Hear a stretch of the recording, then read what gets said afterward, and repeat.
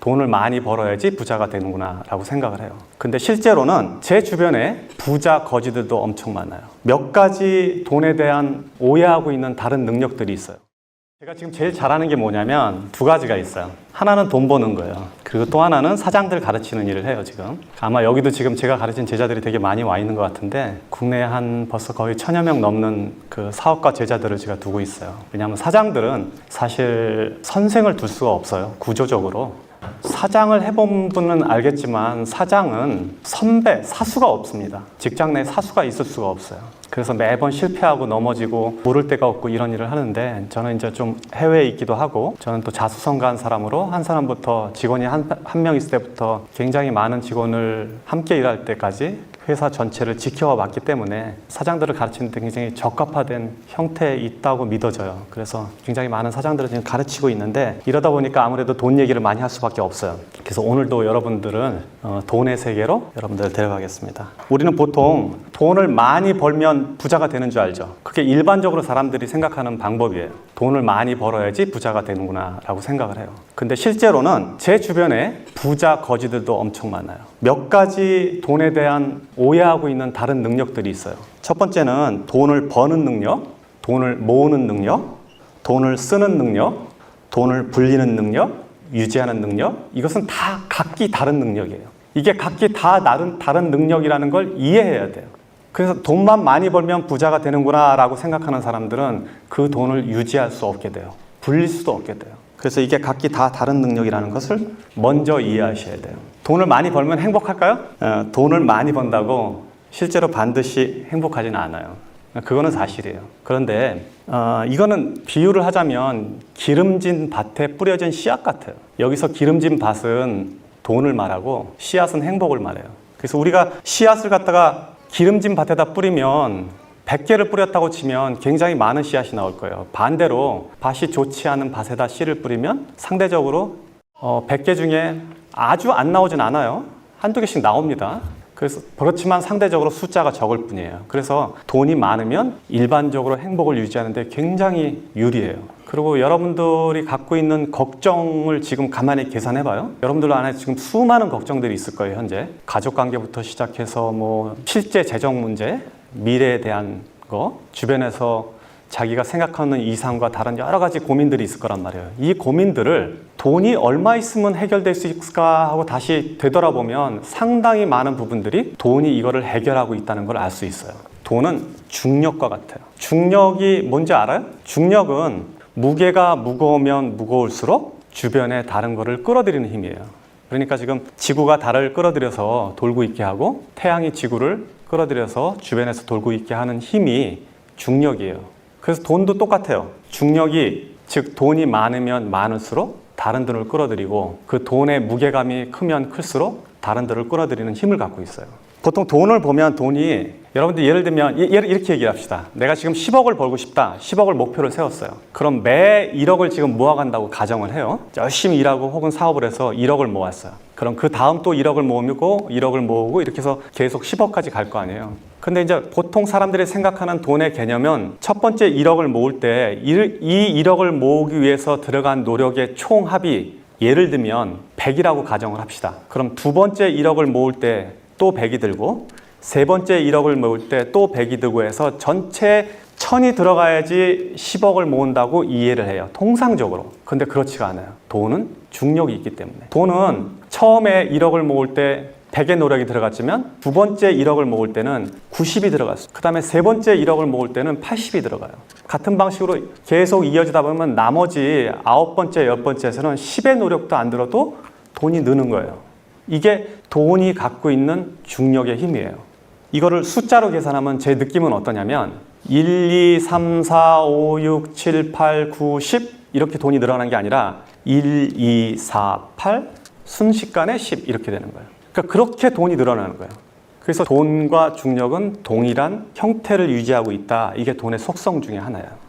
이해를 해야 돼요. 청년들 중에 보면 막 100억, 1000억 이런 소리 하잖아요. 그럼 그게 굉장히 큰 돈 같지만 실제로 1억, 2억 하는 순서로 따지면 한 7번, 8번 대곱하기 하면 거기까지 가는 거예요. 그리고 사업도 실제로 그렇게 커져요. 제가 매장 하나를 가지고 매장 300개 열 때까지는 몇 년이 걸렸는데 그 다음 300개는 언제 했는지도 몰라. 원래 순서가 그렇게 돼요. 그 자체가 힘을 갖고 있기 때문에. 자, 그래서 돈은 중력과 같다라고 이해를 하셔야 돼요. 두 번째, 돈은 인격체예요. 인격체라는 말은 이제 person, 인격이라는 말인데, 인격체라는 거는 스스로 존재하고 생각하고 개별적 실체를 가지는 것을 인격체라고 그래요.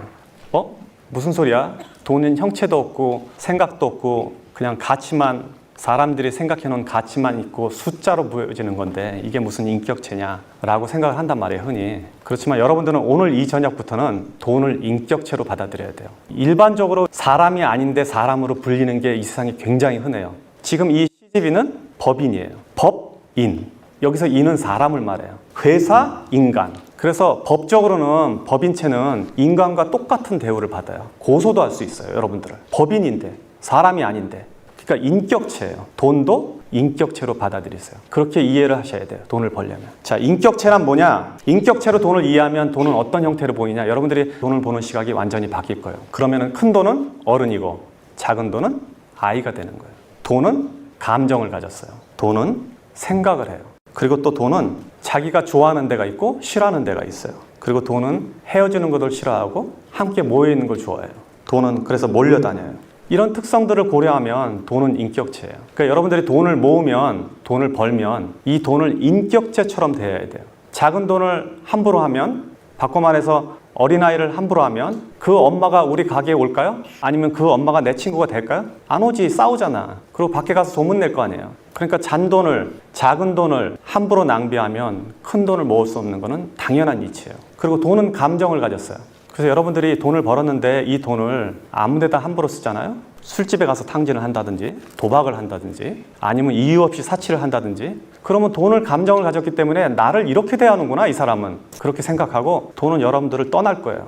왜냐하면 돈은 자기를 갖다가 하찮게 대하는 사람들을 옆에 두지 않기 때문에 그래요. 또 돈은 생각을 가졌습니다. 생각이 있기 때문에 여러분들이 무슨 행동을 하는지 면밀히 이해하고 있다가 갈까 말까를 결정하고 생각을 가졌기 때문에 여러분들이 좋은 일에 돈을 쓰면 그 돈은 다시 돌아와요. 큰 돈은, 작은 돈은 아껴야 되고 큰 돈은 제대로 보내줘야 돼요. 이게 돈을 쓰는 방식 중에 하나예요. 그래서 돈은 인격체다라고 이해를 해줘야 돼요.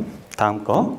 일정하게 들어오는 돈은 불규칙한 돈보다 힘이 세다. 사업이나 자기 생활에서 이거를 이해 못하는 사람들은 절대 돈을 못 모읍니다. 일정하게 들어오는 돈은, 일정하게 들어오는 것 자체가 어마어마한 힘이에요. 아까 내가 중력 얘기했죠. 큰 돈은 상대적으로 작은 돈보다 중력이 셀 거예요. 그런데 일정하게 들어오는 돈은 한 번에 몰려다니는 돈보다 힘이 세요. 무슨 얘기냐면 매달 100만 원씩 버는 사람은 한 번에 1년 내내 굶다가 어느 날 1000만 원 버는 사람보다 힘이 세다는 얘기예요. 이거를 캐시플로우라고 얘기해요. 일정하게 물이 들어오는 거. 자, 우리 지금 비 안 와갖고 막 난리인데 비가 일정하게 골고루 오면 곡물도 자라고 우리가 온도를 유지하거나 세상을 사는데 편리한데, 만약에 한 번에 비가 몰아서 오면 어떻게 될까요? 연량 강수량이 200mm 밖에 안 되는데 1년 내내 안 오다가 200mm 한 번에 와. 이러면 우리 풍수로 죽게 되는 거예요. 돈도 똑같은 거예요. 그래서 돈을 어디 가서 일당으로 돈이 많이 버는 사람들 있죠. 뭐 기계 고치고 뭐 설비해갖고 하루에 30만 원, 50만 원 버는 사람들, 돈을 못 벌게 돼 있어요.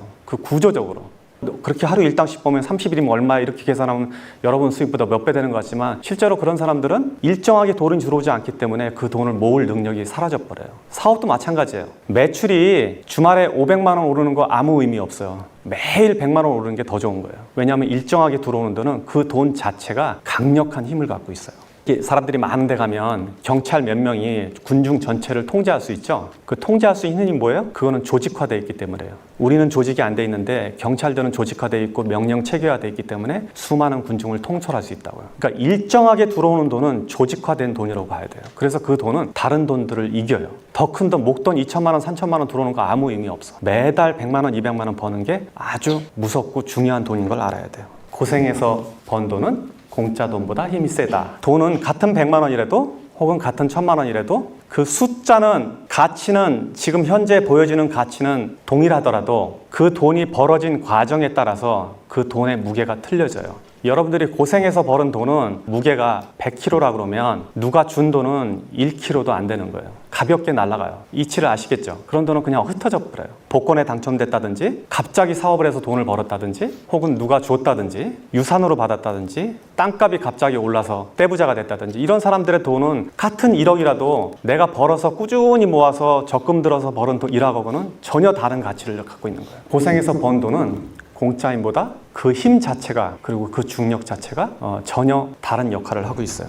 사실 성공이라는 거는 그 이면에 굉장히 많은 사람의 슬픔과 고생을 바닥에 두고 있어요. 돈은 몰려다니기 때문에. 그래서 성공한 사람들이 하는 실수가 뭐냐면 지금 이런 거를 잘 지키지 않는 게 보통 성공한 사람들이 흔히 하는 실수예요. 성공이 근본적으로 많은 슬픔과 불행을 깔고 있다는 얘기는 뭐냐면 그 깔은 자체가 마치 가시처럼 이렇게 앉아 있거든요. 그래서 그 가시를 다독이지 않으면 결국 가시는 내 몸을 찔러서 돈을 많이 벌어도 다시 돈을 흩어지게 만드는 힘을 갖는다고요. 그래서 이런 원리들을 이해해야지 우리가 돈을 모으고 관리하고 유지하고 더 확장해 나갈 수 있는 거예요. 그래서 여러분들은 성공하고 나면 혹은 성공하기 전에 이 원리를 이해해야 돼요. 이 원리를 이해하지 못하는 많은 창업가들, 사업가들 혹은 젊은 친구들이 사업에 나가서 많은 돈을 벌었을 때 불과 몇 년 만에 혹은 순식간에 다시 바닥으로 내려앉는 것은 당연한 이치예요.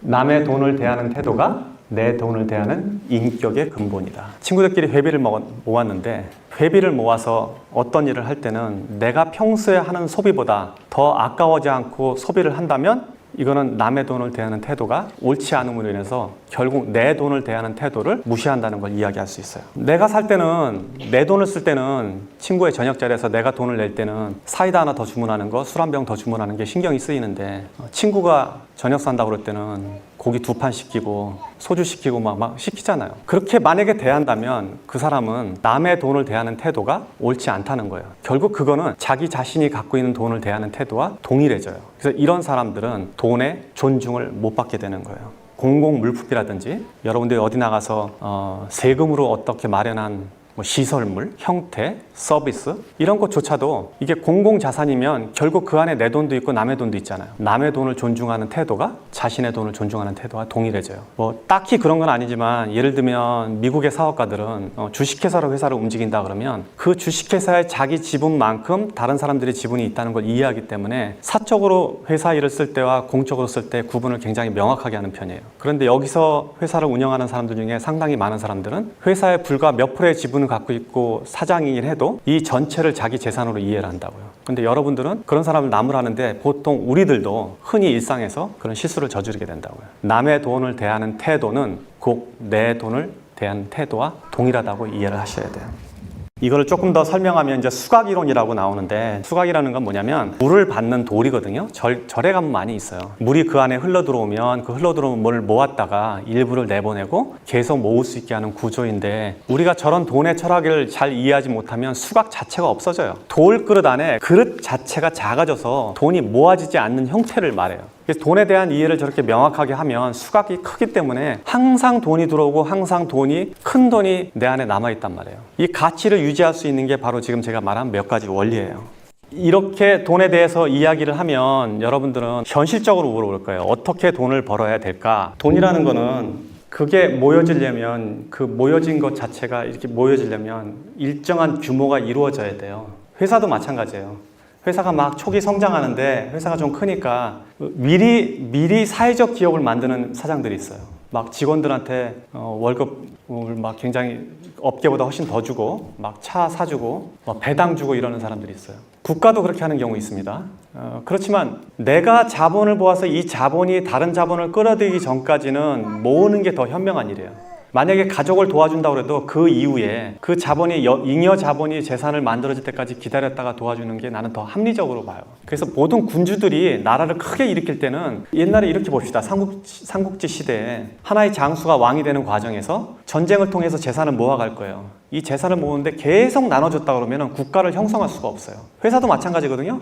회사가 막 성장하면 직원들은 이렇게 회사가 커지는데 더 달라, 보너스 달라 이렇게 하는데 그 현명한 사장이라면 그걸 굉장히 적절하게 분배할 거예요. 유보금과 지금 나눠주는 돈을 잘 조정해서 이 회사가 앞으로 어떤 일이 벌어질까를 예측해서 인수합병이 들어갈 수도 있고 지속 성장하기 위해서 필요한 어떤 시설, 도구, R&D 이런 시설이 필요하는데 그냥 나오는 대로 다 없애버리면, 즉 모아놓지 않으면 그 힘을 가질 수가 없어요. 근데 집안도 마찬가지예요. 본인이 만약에 책임감을 느끼는 것 자체는 되게 좋은 일이고 현명한 일인데 책임감을 나중에 지세요. 모아서 나중에 가족들은 가족들을 살 수 있으면 놔둬도 되게 괜찮아요. 굶어 죽는다면 내가 이 얘기 못 하는데 그런 게 아니라면 모아서 나중에 도와주는 게 더 현명해요. 제가 만약에 재산을 버는 과정 중에서 저분대로 했더라면 우리 가족들이 지금 혜택을 못 받았을 거예요. 저는 모아뒀다가 하는 게 더 맞다고 봐요.